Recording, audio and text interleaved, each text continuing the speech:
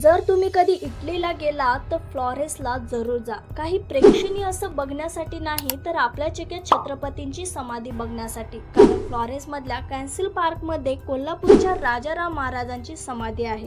पण या छत्रपतींची समाधी फ्लॉरेन्समध्ये कशी काय?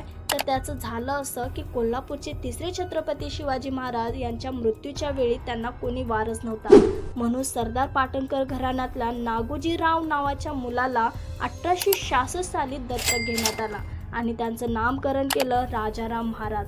हे राजाराम महाराज उच्च शिक्षणासाठी म्हणून इंग्लंडच्या दौऱ्यावर आले. तिथे त्यांनी ऑक्सफोर्ड विद्यापीठाला भेट दिली. ग्लॅडस्टोन, बेंजामिन डिझायरनी, प्रिन्स ऑफ वेल्स यांच्या भेटी घेतल्या.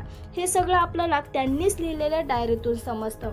ऑस्ट्रेलियामध्ये असताना महाराजांना संधिवातासारखा त्रास जाणू लागला आणि त्यानंतर त्यांची तब्येत अचानक खालावली. इटलीच्या फ्लॉरेन्स येथे मग महाराजांनी अखेरचा श्वास घेतला.